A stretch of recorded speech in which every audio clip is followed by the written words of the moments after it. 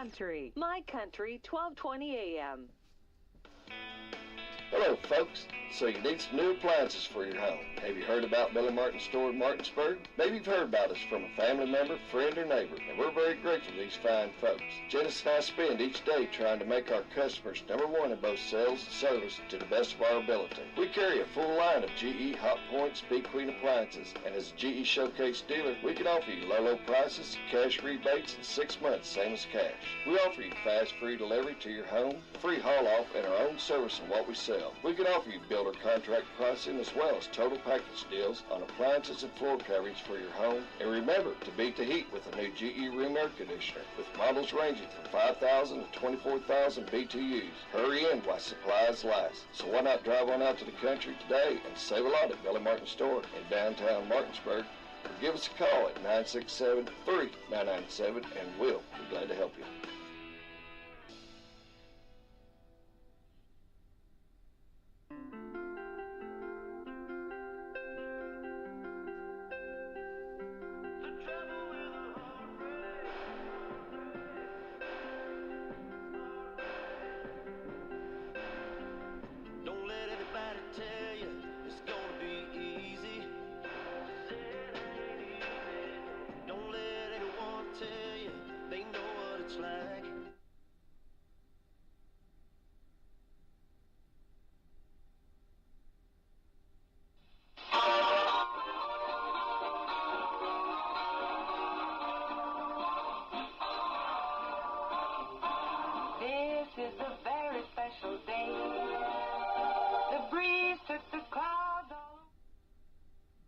Good morning and welcome to Coffee Club. We are here with Brad from Walmart, and we have two guests from Salem Community Schools for our Education Wednesday segment, our first one of March. It seemed like February went fast through the hourglass. We have Nick Carr, Assistant Principal, and Luke Dean, Principal of Salem High School. Welcome.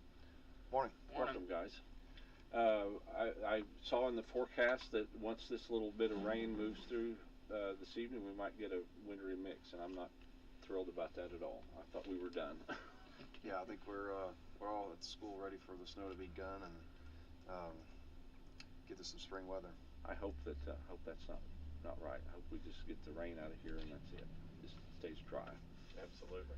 Although we will have some cold, maybe. But anyway, it looks like next week we're going to be in the 60s about every day. So hopefully that holds up. Yeah. Brad, would you read our sponsors for us? All right, we've got Meadowview Healthcare, Walmart, Salem Crossing, Americans for Prosperity, Mama Rose's, Fox Burley Wealth Management, Dr. Black's Eye Associates, Dr. Mindy Gunn, Marshall Monuments, and McAllister Land Consulting. All right, thank you so much. I'm sitting in for Becky this morning. She's in Washington, and they're supposed to be storming the Hill today, so I don't know how much storming that they'll actually do, but they've been up there since Monday afternoon. But anyway, she'll be back, and they are up there talking about radio and TV broadcasting issues. So hopefully she's doing good things up there. But anyway, this morning we've got two guests from Salem High School. Luke and Nick, tell us a little about yourselves, and this is both of your first years at Salem. I mean, you are a graduate from Salem. Yeah, I'm a Salem grad in 2001, and I've been in education for several years, and last 9 years I was at East Washington, 4 of which I was assistant principal. I was the football coach as well, and spent some time at Charlestown High School, Eastern Green, Edgewood. So kind of in some different spots in Southern Indiana as far as my career. Like I said, I am Salem native and Salem grad, and we moved back to the county in it was about 2017. So been back for several years now. Yeah, I'm originally from Mitchell, Indiana. Okay. I graduated in 2011, and then from Purdue in 2015. My wife's also a teacher, also from Mitchell, and we both took jobs in Anderson, Indiana. I worked at a charter school called Anderson Preparatory Academy for about 7 years, and then my wife and I moved back. I spent 2 years at Mitchell teaching in my hometown while I was looking for an administrative job, and Salem had an opening for me, and currently completing my first year as an assistant principal at Salem. Good deal. I hope you were probably torn a little bit last night during the ball game. Yeah, I'm Salem through and through right now. Okay. I will always love Mitchell. Okay. My wife will sit with me, and she works at Mitchell, so Okay. but I got her to sit on the Salem side, and Okay. we'll house divided right there. All right. So They got a little revenge last night for the loss back. yeah, Mitchell's got some That pretty was a- talented players, yeah, and that was a- a couple kids came from B&L, and their program's kind of doing well. Was hoping for a Salem win, but just Mitchell's way last night. Yeah. We've got tonight. Paoli opens the tournament with Crawford County at 6, and then Eastern plays at 7:30. We'll have that on the radio tonight, and then the Reds will be back in action today with the Rangers. I think they lost both of their split squad games yesterday. So, but anyway, it's preseason, so or spring training. So hopefully they're going to do.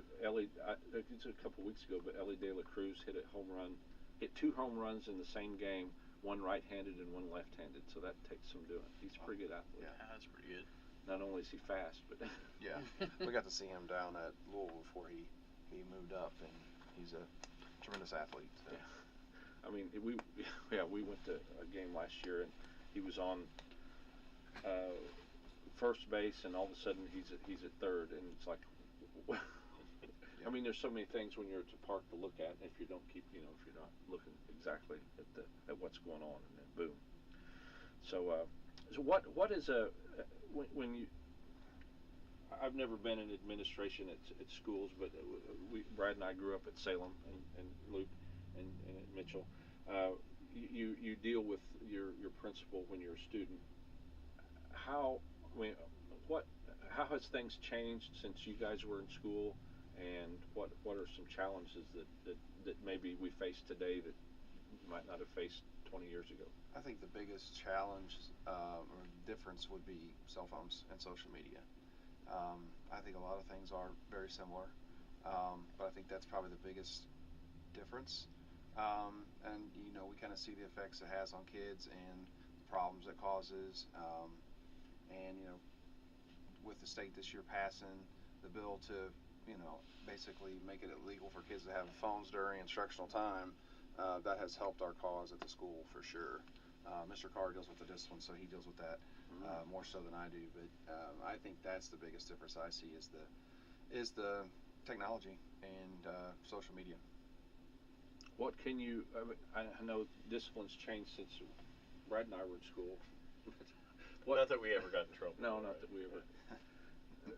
Bill Spradley was the principal at the elementary school, and he had a pretty good size. Well, when we were younger, it looked like a pretty good sized paddle that hung in the office, and they don't do that anymore. But what are some challenges you face with that with cell phone? What can you do? What I guess what are the repercussions? Yeah. For So I think kind of going off what Luke had said, cell phones just make everything kind of bigger. It's a lot of the same problems I think from the past. It's just like now it's out there. Everybody knows about it, and we'll know about it quickly. So that makes it a little bit difficult.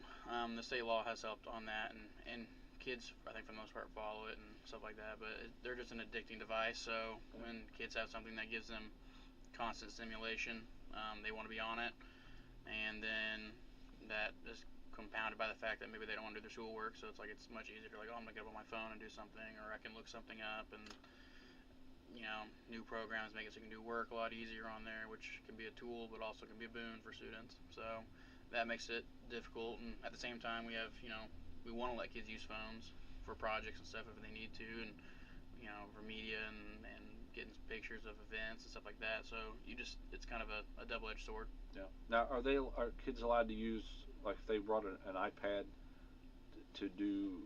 Is that allowed to do any work on, like, to type a?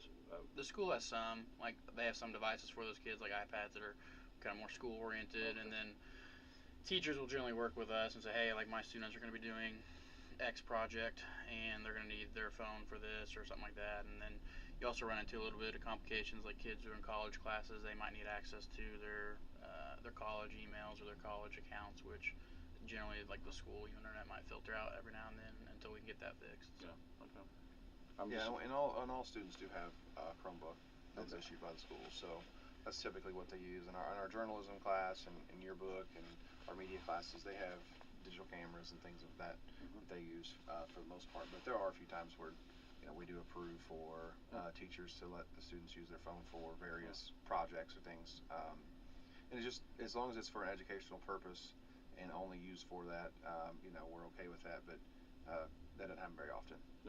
So our goal is to try to make it as conducive as a learning environment as we can, and keeping the phones out of the kids' hands, and really the social media is where things can kind of get out of control, and and I think that's a big difference. There was issues back when we were in school. You'd have issues, and then you go home, and it was able to cool off for 14, 16 hours until you got back the next morning, and now it seems like that's just those problems get bigger over time. And once it's there, and then somebody shares it, it's there. Yeah. I mean, it's hard to bring that back. It is, and I think that's the big thing. And I think this year with this new bill that was passed, it has been better in that realm.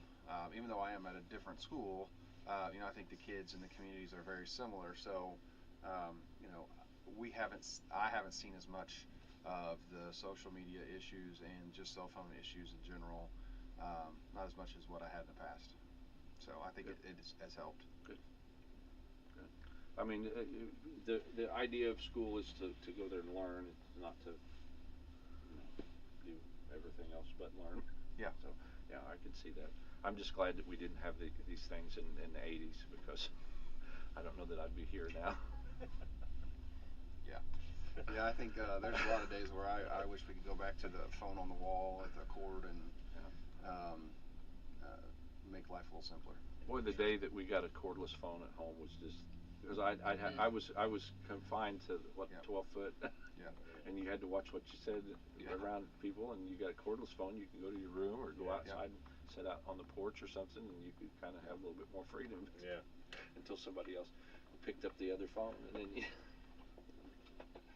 my grandma had a party line, and I picked up the phone to make a phone call and hear two other people talking. Where are these people at? Yeah. So you mentioned that you came to Salem because you wanted to get into an administrative role. Yeah. So what about that side of education made you decide to do that, and are you glad that you switched to that side? Yeah, I am glad. I love teaching. Don't get me wrong, I love the classroom. Every now and then, I still miss being with students and kind of doing that one-on-one with students. But always kind of going through education and through my career so far, I've always had people kind of push me, and I kind of want to see kind of behind the door and what goes on there, and kind of be involved in some of the bigger decisions. Sometimes that might mean being the bad guy or not really. You don't get the recognition, I guess, as teachers. But I want to recognize teachers, and I want to help find people that are good for the school and good for the kids and have the best interest of the community and the students we serve. So that's kind of what I like. I like behind the doors, seeing what's going on, and being part of those bigger decisions that are often happening behind the scenes. Good.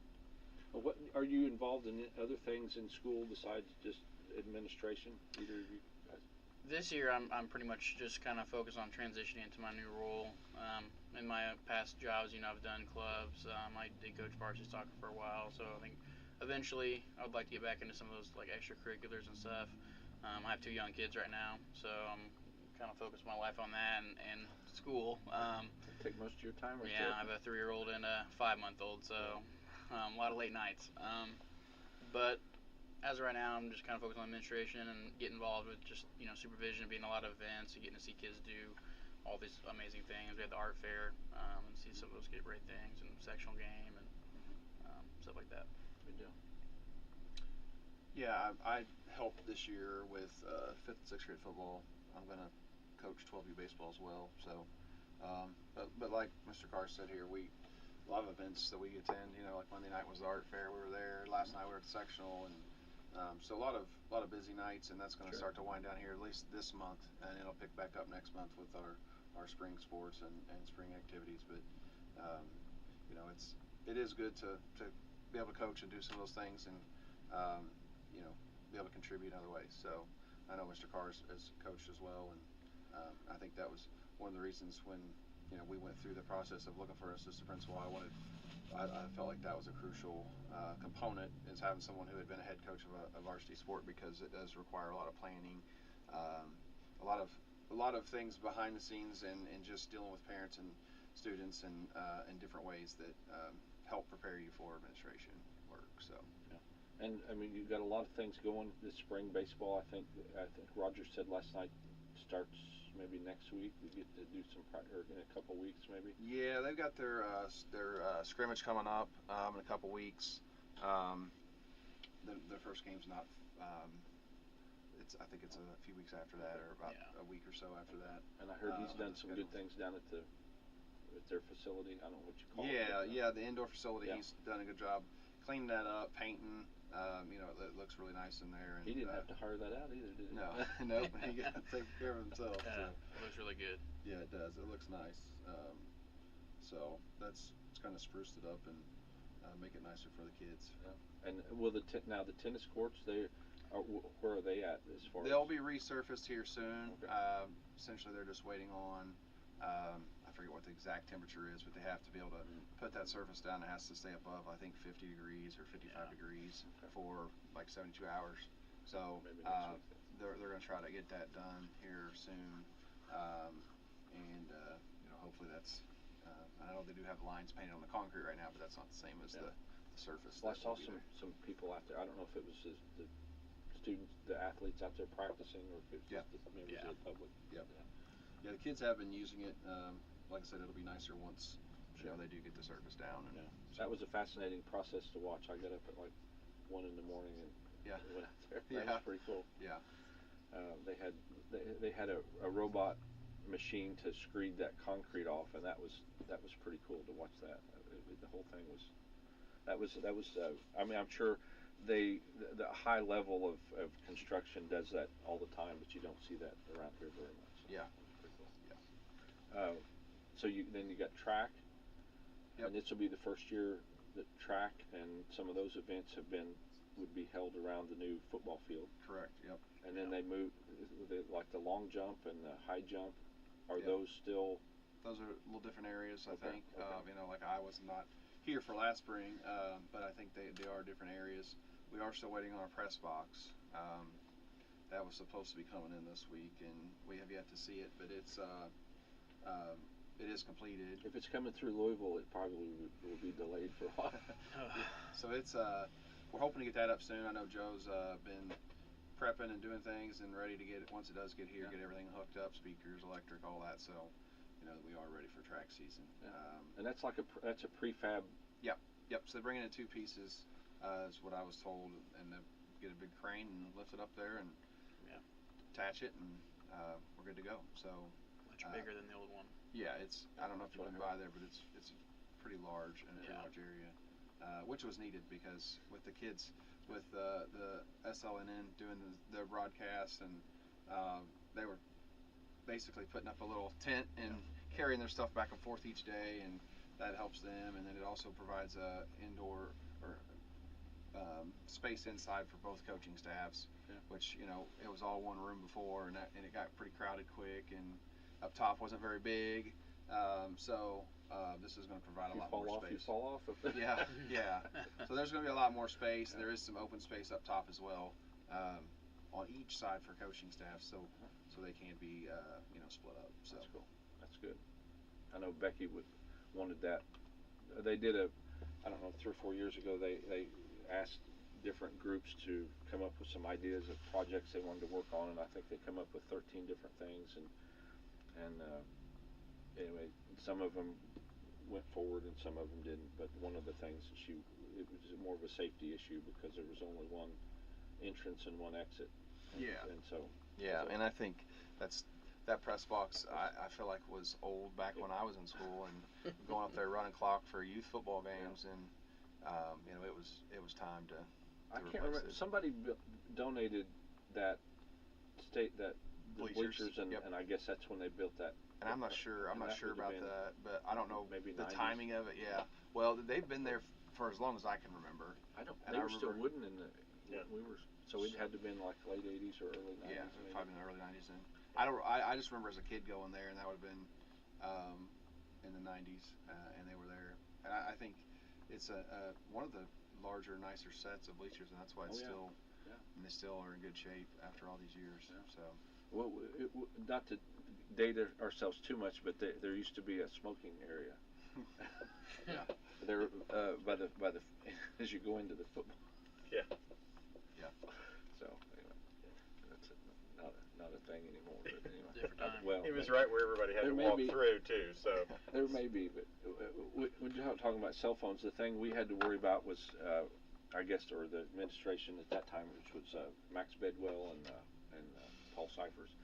They had to worry about kids smoking, burning their tires off down at the corner where the education building or the administration building is now, and usually that only happened on the last day of school, and then sometimes people might bring a beverage in and around school to partake of. That was the things. I don't know that. Well, the smoking has turned into the vaping now, and that's been a big issue. And the smoking, it's easy to detect, easy to smell for someone who doesn't smoke, whereas the vaping, it's a little more, they can hide it, and it's a little tougher to catch. But something we've been trying to crack down on and get out of the school, because these vapes, they make the kids feel sick at their stomach. They can't concentrate. They're edgy because there's so much nicotine in it, and it just causes a lot of issues. So it's, times have changed, but they haven't. It's gone from the tobacco to the vapes now. So we had some baseball players that like to chew, and one of our teachers, we had to make one of our projects in chemistry was to make the test tubes. He showed us how to blow glass and make test tubes, and they made little dip cups that things were a little bit looser maybe. And they got to sit back next to the windows to they needed to just relieve themselves from their skull. But anyway, good times. Good times. Anyway, so where do you like when you complete this year and over the summer, looking back at this year, and you maybe evaluate how things have went, and then maybe make some changes for next year? Is that like a plan, like year after year, or do you think things have been pretty smooth? Things have, I think, gone pretty smooth, and we've kind of made some minor modifications here and there, nothing major, and that's just kind of how the process goes. Each year you try to make things better, and what worked, what didn't work, what can we do better, what can we grow on that's maybe already a strength, and you just kind of repeat that process. But we've tried to make some minor adjustments here and there this year, and just continue to do that. I think we had a lot of good things already in place. There wasn't a bunch of drastic changes that needed to be made, and we have a really good staff, and that's always key and crucial. So that's our teachers, our aides, our custodial staff. They all are really good, which makes our jobs easier. But coming in, trying to just smooth out processes and streamline some things. Yeah, streamline some things. Just try to make things more efficient. But I feel like for the most part, it's gone fairly smooth. Good. Do you see both of you staying? Are you pretty happy at Salem and staying for? Yeah. Oh yeah.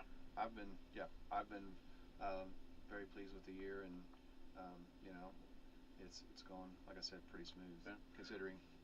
Yeah. I mean, it seemed like we went through a period where we've had a lot of change in sports and administrations, and not to compare, but there's been years where we've had kind of a steady, and I think for kids and teachers at keeping things, I think it's a good stability.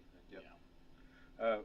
What other than just the day-to-day operation of the high school, things like that, do you have much input into like the programming, what the teachers do? Do you kind of let the teachers do their thing, or what?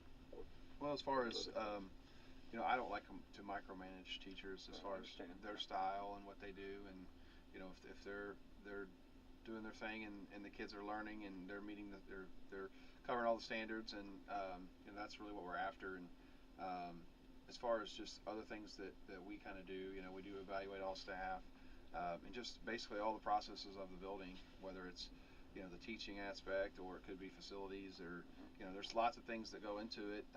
Being a principal this year for my first year, what I've learned is I get a lot more emails of things that chew up a little bit of time here and a little time there, and then all of a sudden you didn't get done the things you need to get done during the day. So I think that's the thing I see, and I know Mr. Carter, since it's his first year, it's a little different for him probably as a whole. Yeah, I mean, learning curve, like I said, behind the doors, Yeah. a lot of paperwork sometimes, so kind of learned about that, doing that. For the most part, though, yeah, our teachers, are all doing great things, and I like to pop in to see what they're doing, see the kids in action. Not micromanage. Yeah. I guess everybody's kind of preparing for next year already, because we got big changes with graduation requirements starting to come for the upcoming class, freshmen. But other than that, not really. What kinds of things is it going to be?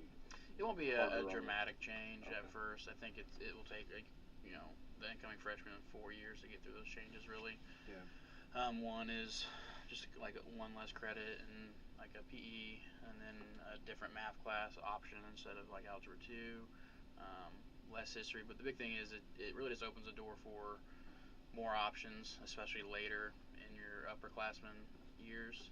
They get to pick and kind of choose and kind of go down a career path option a little bit more. So it's really not that much different, and it requires a couple more credits actually than the current diploma, but just more options is what will be good. So teachers are starting to explore that and kind of figure out, how they fit into those requirements as well. That's one thing I'm kind of jealous of, those of the educational opportunities that students have available to them now that I don't think we had. Yeah. We didn't have that choice. Yeah, and like kids who are still college bound, like they're gonna have a lot of college credit opportunities, so they can kind of go into they're already ahead of the game, save some money. It's a big key. Kids who are not necessarily going to college, they have pathways to get certified or credentials and higher paying jobs, and then the military option as well. Looking at that and trying to get those kids set up so when they leave high school, they do have those skills that workforces are working for, and hopefully they can land good paying jobs and kind of live the life that they want to have. Has there been over the years more of a connection with business? Yes. To like, Yeah. what do you want when our student leaves? Yep. And the business might say this Yep. is what we need. And that's kind of what the state has, and Indiana's kind of on the forefront of this model of pathways and work-based learning, and that's going to be one of the big changes with the new diploma is the work-based learning requirement for the different seals. We used to have like the honors diploma and the technical honors, and now they've changed it to where we have one diploma, and then you can get these extra seals, the enrollment seal, the enlistment seal. So there's these seals they can go after, and a lot of that's going to be work-based learning. That requirement, a big requirement of that. So that's something we're going to have to grow in the future is just partnerships with community businesses and places so where we can place some kids to get them out into some of these work-based learning opportunities. And really it's a, like Mr. Carr said, it's a good thing because we're going to be able to, for years the push was just everybody to college, and which wasn't good because not everybody wanted to go to college, and not everybody, there's kids that want to go straight into the workforce. And I think this new model actually kind of provides opportunities for all the kids. So we have our dual credit, we have courses available where kids can graduate high school with a associate's degree. Then we're going to have programs for kids, pathways where they can take a series of 4 courses in their high school career and do work-based learning to where they can come out of high school and jump straight into a job that they've already been working at. So just trying to get kids placed, and that's another big component of this new diploma is going to be tracking all that stuff, because that's a lot to track, and those partnerships, developing those with businesses, that's time consuming as well. Reaching out, and that's going to be just a revolving door every year with, okay, how many does this business need, how many can they take, how many kids do we have interested, and just trying to pair that up is going to be a challenge. I think getting that business buy-in too, like the businesses, it'll be work on their part as well because they're taking in kids from our school and probably other schools as well. And but they'll see the long-term kind of investment. Get those kids. They're teaching them the skills that they need early, so when they do graduate, whether that they help push those kids into more education or more specific fields that help their business, then they're kind of reap the rewards kind of later on. So that's the long-term goal, I think, Indiana's goal in general. But yeah, tracking it will be kind of a struggle in finding those placements at first. But that would be would that be a guidance thing, or would that be? I think it's a corporation thing. I mean, as far as tracking, would that be? Part of it, and part of it is the business, because the kids are going to be at those businesses doing stuff, so the business have to report what the kids are doing and stuff like that. So, but it'd be guidance as well. And yeah, we're looking at a career coach position where that's really what this person would do, and because it's got to be tracked from freshman year on, so it's going to require a lot of work, and the counselors are they've got a lot on their plate already. So, and they already do some of this a little bit. I think we already have kids that go and do internships and work-based learning. It's going to go tenfold of what we have. So it's going to require some additional help. That's exciting. Yep. That's good news for Walmart and other businesses Absolutely. to be able to take advantage of that. I think we had it. Didn't we have a test that we took that kind of told you what you were supposed to, what you were good at? Mine good at this, terrible at this. Yeah. Mine was picking up rocks in a field, I think. But we were we had two options: you graduate and kind of figure out what you want to do, or you go to college, and that was the two. That was about what we. Or if you're an athlete, you got a scholarship to go play at a college. Yeah. So that was Now it's a lot more exciting for kids, and hopefully more states will do this. And because the more you can prepare in high school, I mean, not to rob you of your good times, because those are some of the best times of your life as you mature a little bit, and hopefully a little bit, but to prepare to go out for the rest of your life. A lot of times the day after graduation, you're going, what am I going to do? Yeah. And it's better to not have that. Yeah. I think it'll be important too for kids to understand, punctuality, being on time, showing up every day, and just developing a work ethic. How to fill out a because resume, I feel like that's and that's another component that's going to be required is with the new diplomas, personal finance is now a required course, which is something we already offer. So it's an easy transition for us to get every kid in that class. Computer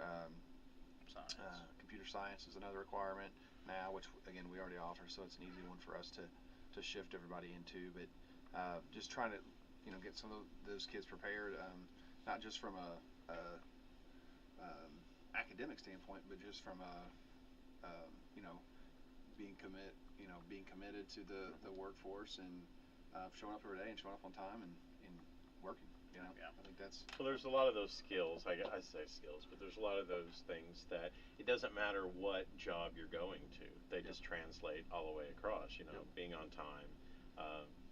Just some of those basics are. It doesn't matter if you're working for us, you're working for a factory or whatever. It's just those are the things that. And I think sometimes, and I'll speak for like a business aspect of it, is sometimes we think that people have these skills, just automatically. And I think we sometimes forget that maybe things have changed enough since like we were in school that we need to get back to preparing those kids for whatever job and those types of things. And I think, and not intentional, but I think that's kind of fallen along the wayside. People don't have those conversations about why it's important to be on time, why it's important to have a good work ethic. You just kind of, because you're having to teach them this, and this. And I'm not saying that's a bad thing, but something like this, I think, is a great thing to prepare them for whatever work that they go into. They understand that, because every place out there, it doesn't matter what your business is, you want folks to come on time, have a good work ethic, take care of your customers if they're dealing with customers, or each other inside if you have internal customers that are fellow employees, whatever, and hygiene, that type of stuff. Just kind of those skills are across the board, and it's good that programs like this, I think can impact that in a positive way. It saves the business a lot of training time. You said you have to do a lot of training, you feel like now? Yeah.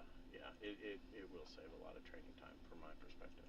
And I think going back to kind of what we talked about, years past, growing up, kids worked on farms, putting up hay and doing those kinds of things. So they had developed somewhat of a work ethic and being on time and showing up every day kind of thing. And a lot of that's gone now.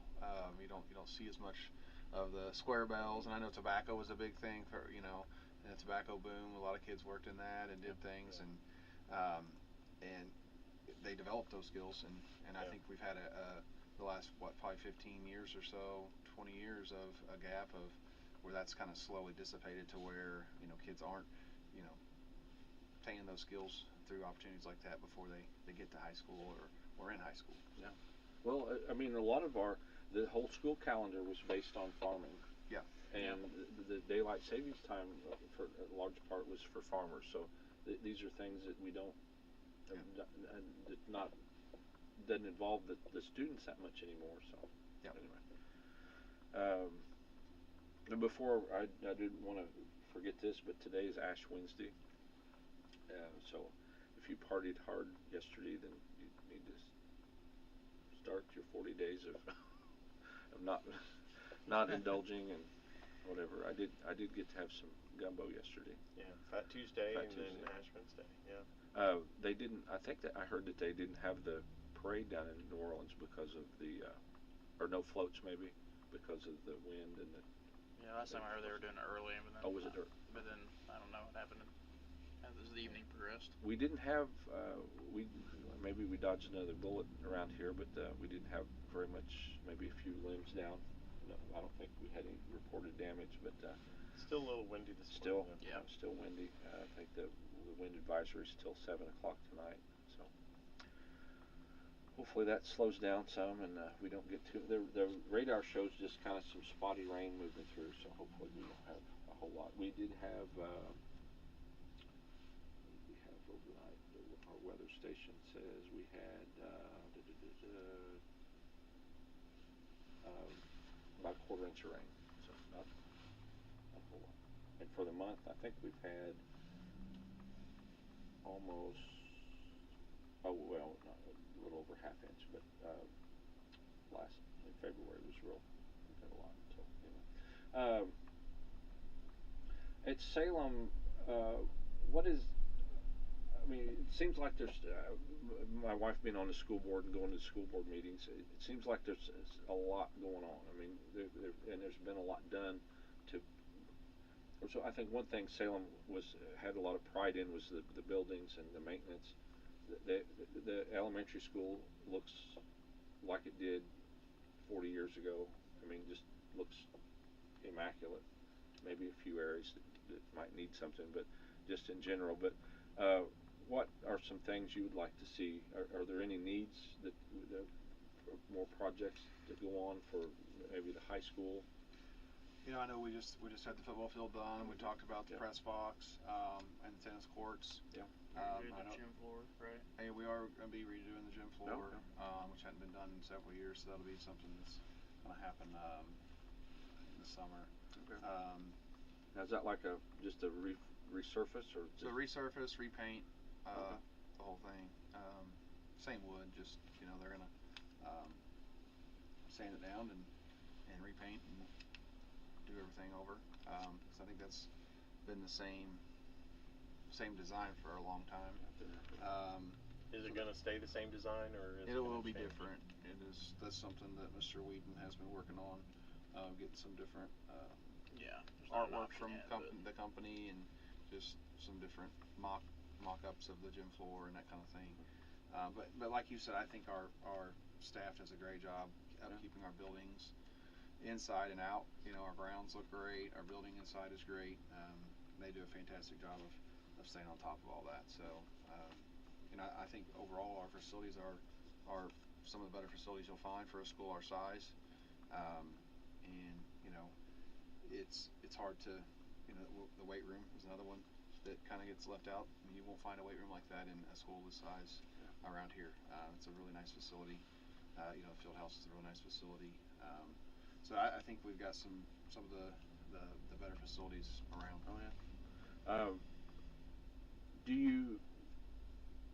There was I don't know, what was a fitness coach, a weight coach, something like that. Is that a position that's still That's around, what or? Mr. Gleasing teaches Okay, weights. okay. The football coach. He's also the football coach. So that is his role. He does do after school weights with students as well, and in the summer. So yeah. Yeah, I'm kind of. I mean, now that basketball's over for Salem, unfortunately for the girls and boys, and we got the spring sports, but really looking forward to him back for football in the fall. Yep. And Yep. do you know how many?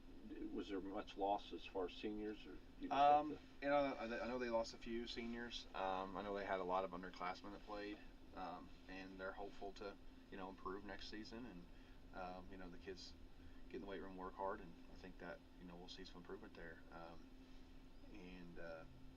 I think we lost our quarterback, and we lost the middle linebacker, lineman, starting lineman, to name a few. But I think for the most part, the larger part of the starters are back. Well, hopefully you're going to be sending some good kids up through. Yeah, and I know the 8th graders have been successful. They've been a successful group. So if we can keep every year, reloading with the young kids, and I think we're heading, in an upward trend.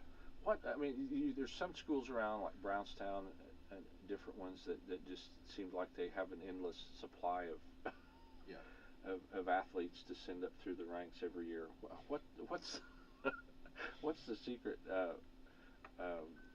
Is there a magic? I mean, it's not cheap being in junior high anymore. That's a joke. That's just a joke. Nobody from Brownstown call, please. Please. No, I mean it is, and that is an interesting thing, because if you think about it, we've got our communities basically larger. Our facilities are just as top notch, and our educational system here is great. We've got great teachers, great everything. So, what is the difference that has a little bit of? I mean, I'm not taking away from these other schools at all, but it's just weird, that it's just not weird, but it's just like it's just a head scratcher, I guess. It's like you sometimes you'll have 3 or 4 seasons, and then those kids migrate out, and then you got maybe a dry spell, and you see some of these other ones, and it's like, how in the world? Yeah, I think it's just the coincidence, big thing or just the way it is. Yeah, I think the big thing with them is culture. Yeah. With the community and the school. If you talk to people over there, I mean, I think that's probably the big difference. And like you said, a lot of other schools have ups and downs, and that's probably the more common thing you see. But Brownstown's one of the schools, and I think Linton's probably another one that's probably similar to Brownstown, and where they have this culture of if you're participating in athletics and contributing to the weight room from middle school on, and there's an expectation there that has been established that kids and parents understand, and they follow it. And you've been around sports and dealt with parents. How's that different from dealing with? You mentioned parents at administrative level. Is that different dealing with parents over like an academic issue than parents in sports? It's similar. Kind of the same. It's similar. It's very similar. Parents just want what's best for kids. Sure. They just care about what their kids are doing. And we do too. So we want to be a partnership and work together to help their kid, and that's what we try to establish. So I mean, sometimes it's Jimmy couldn't have done that because Jimmy's an angel. Yeah. Some parents are realistic, though. Yeah. No kid. What did they do now? Yeah. That's. I understand that one. What? So you got new to administrative side completely. You're new to roles, but you've been in administration. So I guess I would have the same question for both of you. So in this first year, is there been a couple things that you really, not in a bad way, but kind of surprised you? That's just like new things that you were doing for the school, or some initiatives or something that you're just like, wow, I didn't realize that would have that much of an impact, or it just surprised you in a positive way. Does that make sense what I'm asking? For me, I kind of touched on it already. It's just there's a lot of little things I didn't see or deal with as an assistant principal that eat up a lot of my time during the day that I didn't anticipate. So that's kind of been the biggest adjustment for me, and just learning to prioritize, and making sure that I have a constant to-do list of things to answer and respond to, and still be able to do what I'm doing throughout the day. So that's been the biggest thing for me, I think, because I had been in administration for 4 years, so I had seen a lot of the other sides of it, and just functionality of the building and processes and procedures and those types of things. But for me, it's just all the extra emails and calls that you don't get as an assistant principal.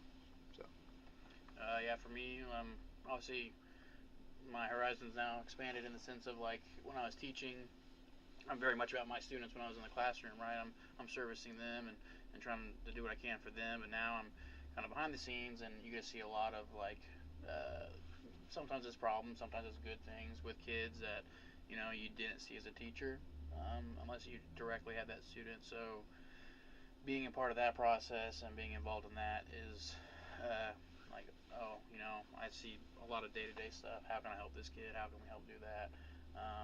And be a bigger part of the community that way. So for me, yeah, it's definitely a big positive. So Nick, what did you teach? What was your specialty? so I'm a history teacher. Okay. So I've taught a lot of different history classes. When I was at Mitchell, I primarily taught freshman world history, and at Anderson, that's kind of my niche. I really liked the freshman class, kind of that bridge gap year, and just trying to help them transition from 8th grade to 9th grade, especially that's a big difference. So, but yeah, pretty much anything history related. Okay. And your wife teaches at Mitchell. What does she teach? She's currently teaching at Mitchell. She teaches junior high art. Art. Okay.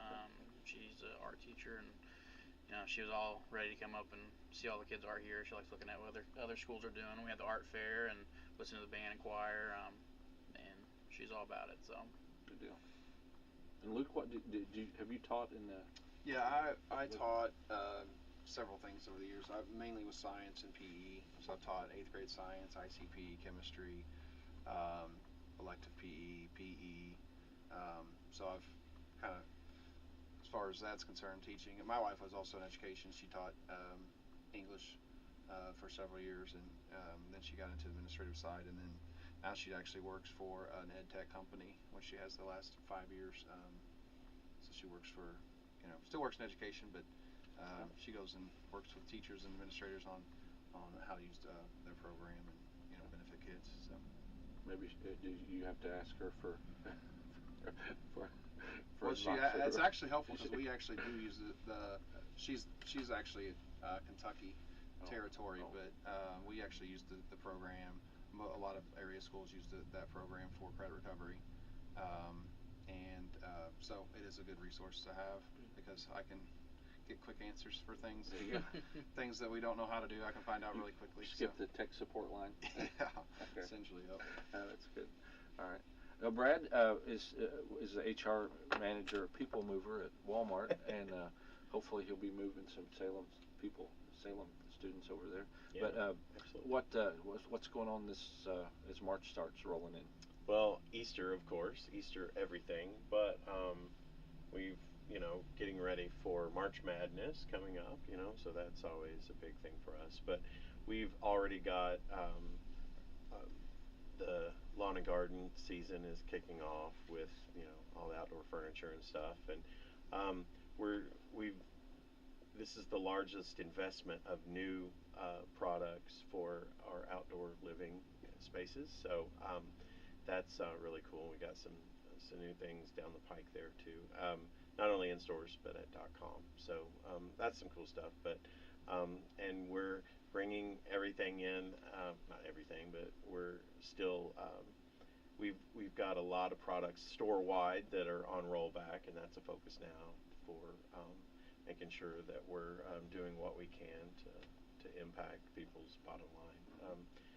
We're still higher inflation than we'd like, but we're trying to do our part as far as that goes. And we got some new brands coming in called Better Goods, which is a company that has similar to like a store brand, but it's just a little bit different, and some larger selections, and still at good prices.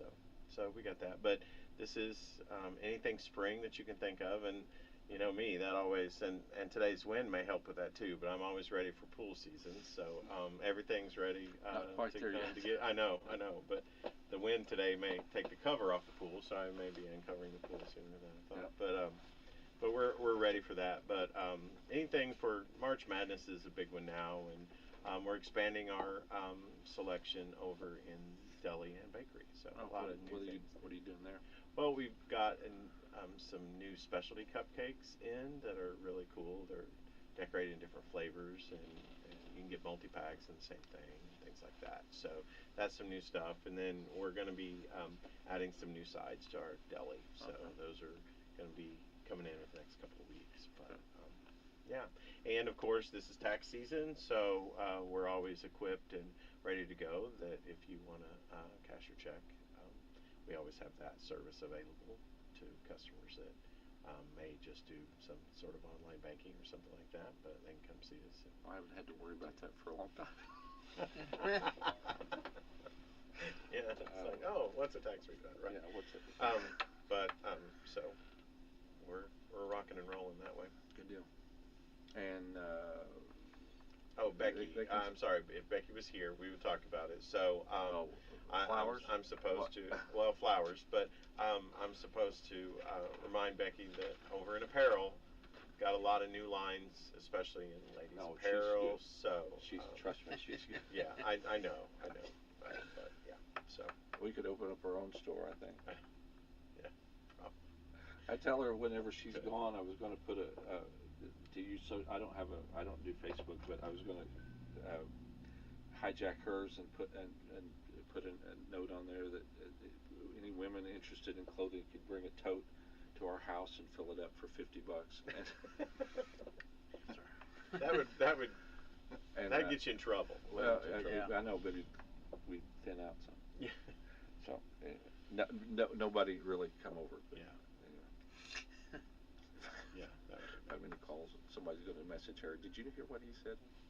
Anyway, I don't have to worry about that. I think I live pretty lean.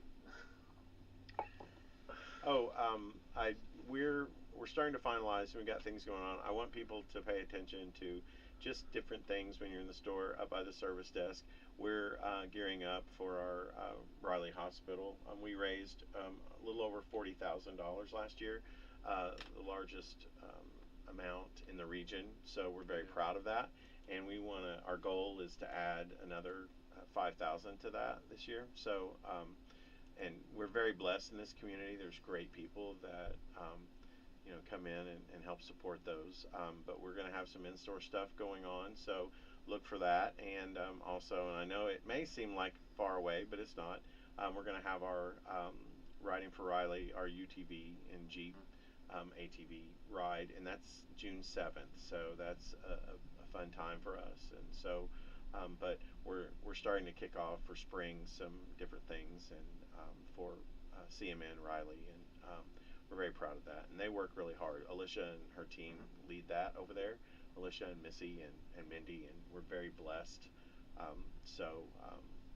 Please, if you see that going on and things like that, just if you want to give $1, if you want to give 50 cents, get some popcorn, and we're going to when it gets a little closer to warmer weather, we're going to go back to snow cones again, things like that. So the popcorn, pretty good.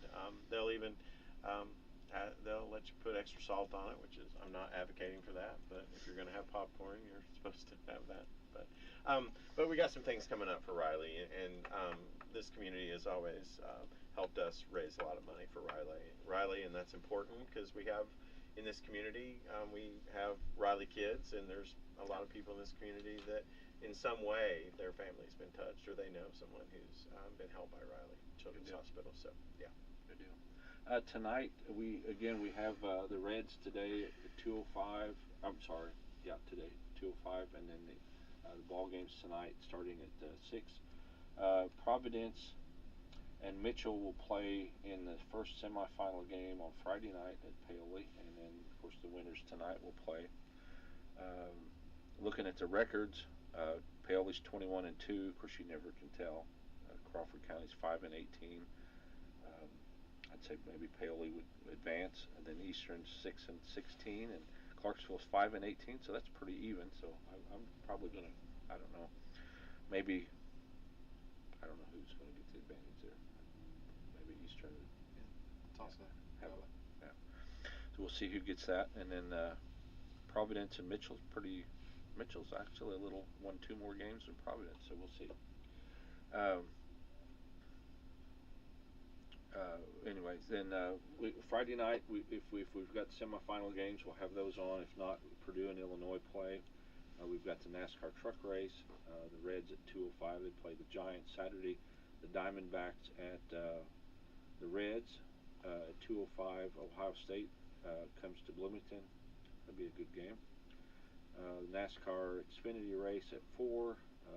Possible sectional final game if we've got one of the local teams playing. And then Sunday, the NASCAR Cup race at 2:30, and the Reds and the Giants play again. So that wraps up this week. And then I didn't see the Big Ten, but do you know what day that begins? It's either, I think was it next Wednesday? Okay. The center. Okay. Yeah, I think so. I don't know. I'll have to look and see here what. And then out in today, we were not going to be there obviously, but at the Stockyards in Fort Worth, they are going. Last year, Kid Rock worked with the PBR and put on sponsored their rodeo out there, and so they're going to have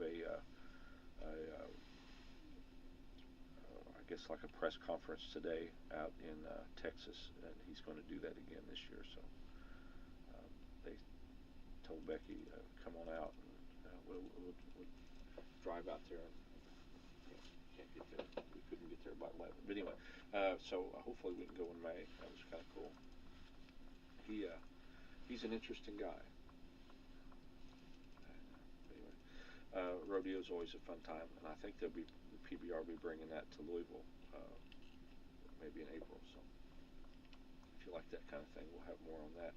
Anyway, thank you guys for coming in. I appreciate your time, and look forward to lots of good things over at Salem. And Brad, thank you for coming in. And again, get your springs. Wait till the wind dies down a little bit. You don't want to go buy a bunch of stuff and have it in the neighbor's yard. Yeah, you donate it to the neighbor. Yeah. Anyway, one thing I saw you've got some of those smokeless outdoor fire pits. Yes. Those look really nice. Yeah.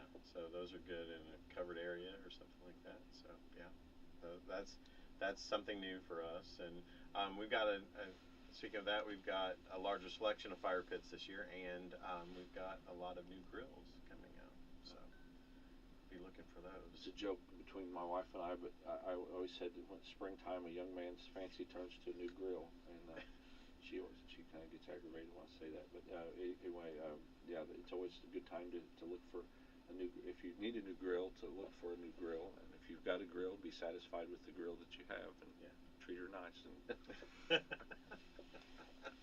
anyway, all right. Well, thank you for joining us here on Coffee Club this morning. We'll be back tomorrow with some more, and we'll hear from our sponsors now. And thank you for being here, guys. All right. Thanks. Thank you.